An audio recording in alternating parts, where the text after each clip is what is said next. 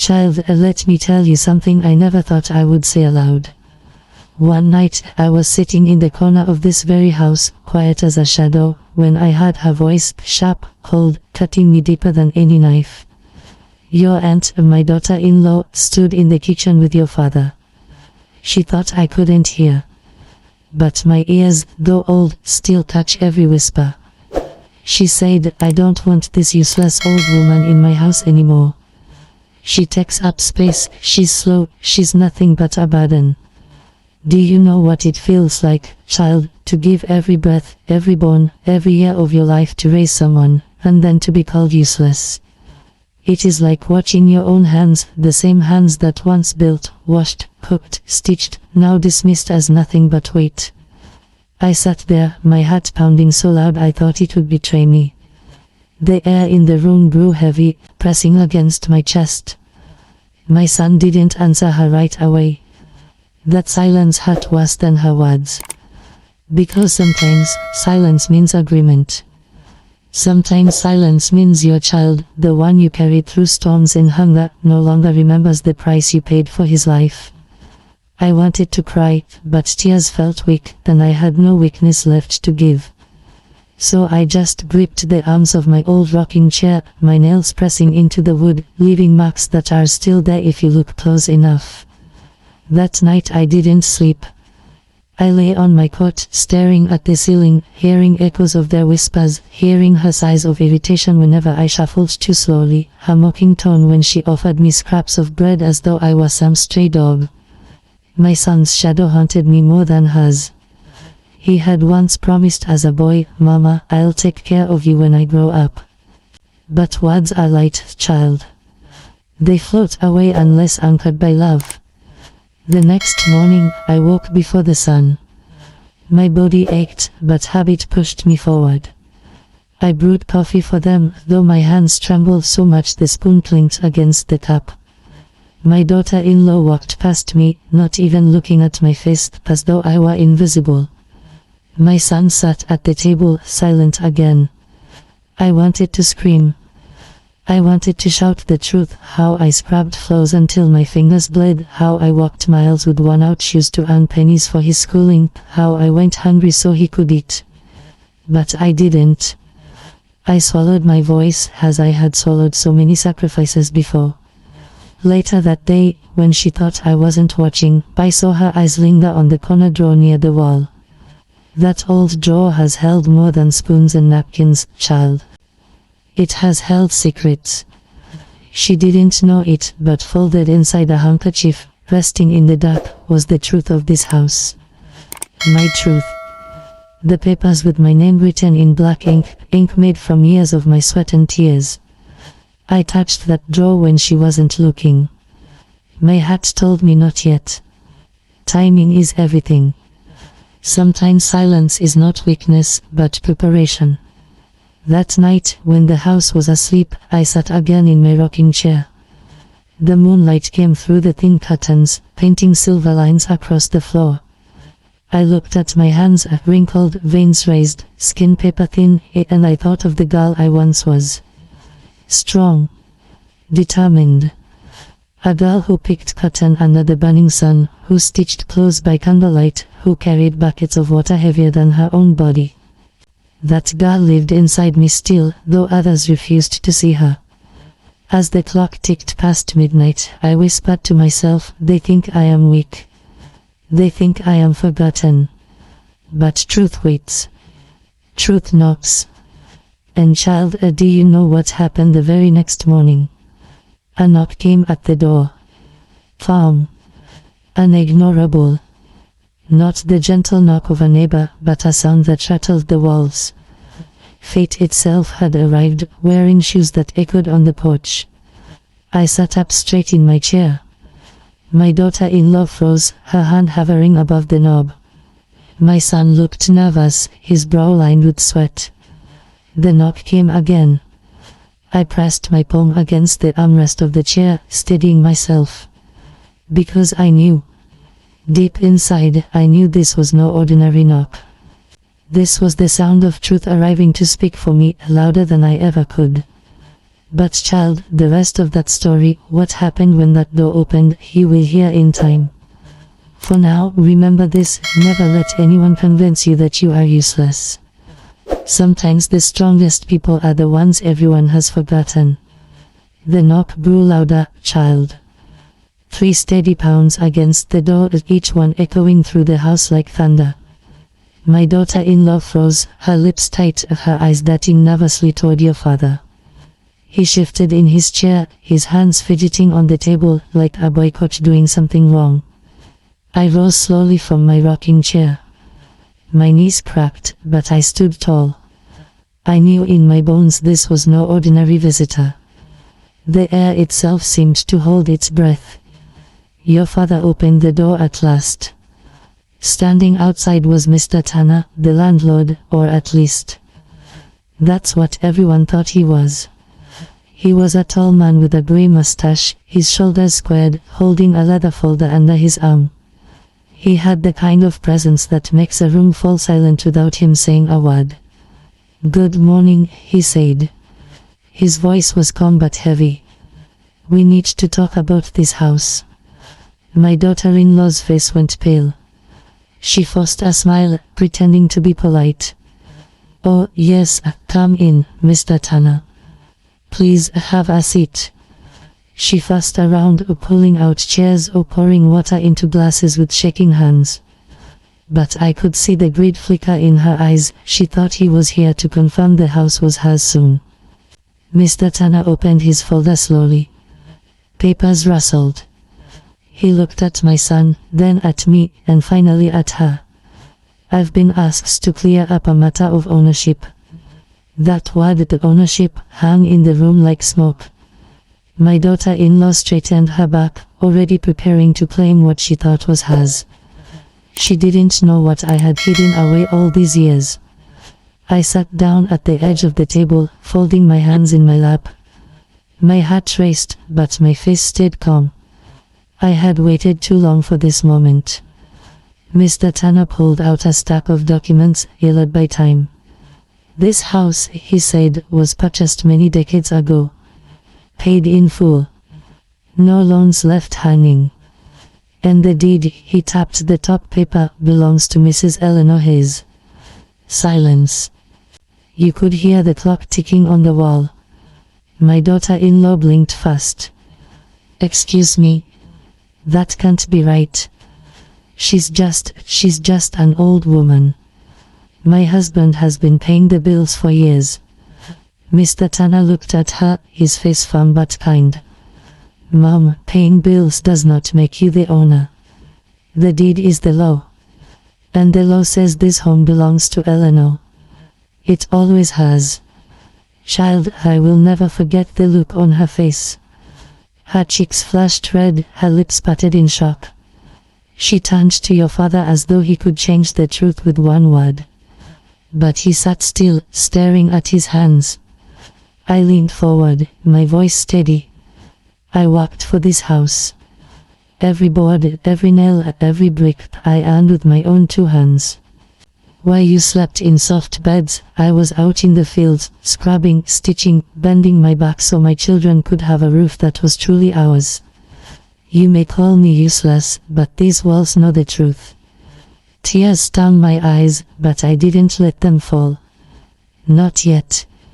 Your father finally spoke, his voice low. "Mama, you never told me." I shook my head. "You were too young then. And later, I thought it didn't matter. I thought love was stronger than papers. But when love is forgotten, papers must speak." My daughter-in-law pushed her chair back so hard it scraped the floor. "This is ridiculous. You're telling me I've spent years serving her, feeding her, while she hides this from us?" I turned my gaze to her, slow and sharp. "Serving me?" I whispered. "You call pushing a plate of scraps across the table serving me? You call mocking my walk and my wrinkles caring for me? No, child. You served only your pride." Her mouth opened, but no sound came out. She sat back down, her hands gripping the edge of the chair so tight her knuckles turned white. Mr. Tanner cleared his throat. My duty here is done. I leave the original deed with Mrs. Hayes. If anyone challenges it, the law will defend her rights. Good day. He gathered his folder, tipped his hat, and walked out, leaving the door wide open behind him. The sunlight streamed in, warm and golden, falling across my lap. For the first time in years, I felt taller than the shadows in that room. After he left, silence swallowed us again. My son stared at me with a mixture of shame and sorrow. My daughter-in-law looked like a balloon with all the air let out, her arrogance crumpled into fear. I stood slowly, every bone in my body aching but my spirit strong. You thought I was weak. You thought I was blind. But I see everything. I may be old, but I am not finished. This house is mine, and as long as I breathe, it will remain a home built on sacrifice, not greed. I walked back to my rocking chair, sat down, and let the chair creak beneath me. The sunlight touched my face, and I closed my eyes, letting the warmth remind me of all the mornings I had risen before dawn, all the years I had fought to keep this family standing. That night, I finally allowed myself to cry, not from pain, but from release. My tears fell not for their betrayal, but for the strength I still had inside me. And child, that was not the end. Because a house may be safe on paper, but hearts are another matter. And what came next tested me in ways I never imagined. Child, after that day with Mr. Tanner, the air in the house was never the same. The walls still stood strong, the roof still kept out the rain, but the warmth between us had turned thin, like smoke that slips through cracks and disappears. Your father could not meet my eyes for days. He walked around with heavy shoulders, carrying shame like a sack of stones. My daughter-in-law, oh. She grew quieter, but not softer. I could see her bitterness in the way she slammed cabinet doors, in the way she avoided sitting in the same room as me.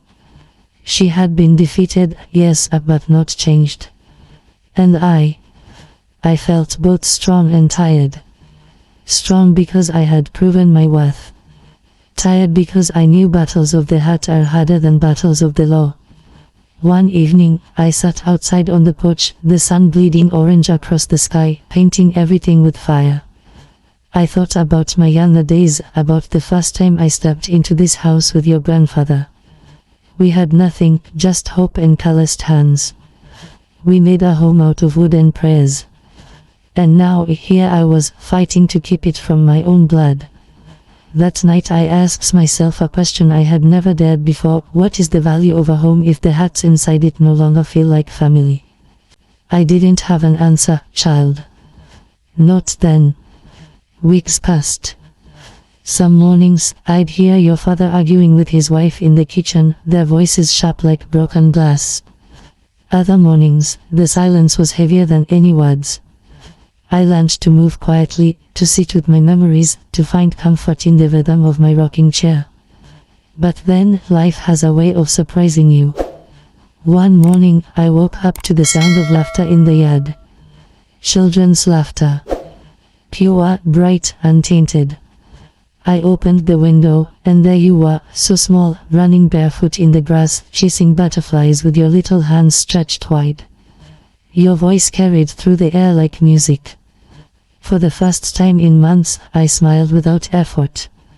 I realized, in that moment, that God had not left me empty. He had given me you. From that day, you became my light. While the grown-ups tangled themselves in pride and greed, you sat with me. You asked questions, listened to my stories, held my hand without shame. You looked at me not as useless, but as someone who mattered. So I began to tell you everything. About the years I worked my fingers raw to pay for this house. About the nights I stayed awake, rocking your father in my arms while sewing clothes by candlelight. About the war years, when I walked 10 miles to the mill just to earn a few dollars. About the winters when I gave up my blanket so my children could sleep warm. As I spoke, you didn't fidget or grow bored. Your eyes stayed wide, your little heart trying to carry my heavy truths. And I knew my legacy would not be money, or deeds, or walls of wood. My legacy would live inside you. Child, people often think survival means food and shelter. But true survival is hope. It's keeping faith alive even when everything else is stripped away. And love is what keeps hope breathing. Your father came to me one night after you were asleep. His eyes were red. He sat on the floor at my feet just like he used to when he was a boy. He said, "Mama, I failed you. I let her words poison me. I forgot who you are." I touched his hair, white strands beginning to show, and whispered, "Son, remembering late is better than never. A house can be rebuilt. But trust, it takes time. Show me your heart again, not your excuses." He nodded, tears falling. It was the first honest moment we'd shared in years. As for your mother, child, I cannot say she softened. Perhaps she never will. But that is not my burden anymore. I have learned something: forgiveness is not always for them, it is for us. Carrying anger is like carrying fire in your own hands. It burns you before it burns them. So I let it go. Not to erase what she did, but to free myself. The seasons changed. The years rolled by. And now, here I am, sitting in this chair, telling you all this. My voice may tremble, my hands may be thin and veined, but my heart is still strong. Look around you, child. These walls are not just wood. They are stories. Every mark on the floor, every creak of this chair, every nail in the frame, it's all sacrifice turned solid. And one day, when I am gone, I want you to remember, the greatest inheritance you can give or receive is love. Houses fall. Money fades. But love, it stays in the blood, it moves through generations, it keeps us alive long after our bodies are dust. So when they mocked me for being old, when they called me useless, when they tried to strip me of everything, I answered not with revenge, but with truth. I showed them that strength is not in fists or shouting. Strength is in surviving with dignity. And now, child, I give that strength to you. Carry it in your bones. Carry it when the world tells you you are too small, too weak, too late. Carry it when you face your own betrayals. Remember your grandmother, sitting here in this small house, with nothing but stories and scars, and yet everything. Because in the end, I was never broken. I was tested, yes. Bruised, yes. But never broken. And as long as you remember me, as long as you carry love forward, then I will never truly be gone. Now come closer, child. Let me hold your hand. The night is deep, but morning always comes. And when it does, I want you to rise with hope, no matter what shadows lie behind you.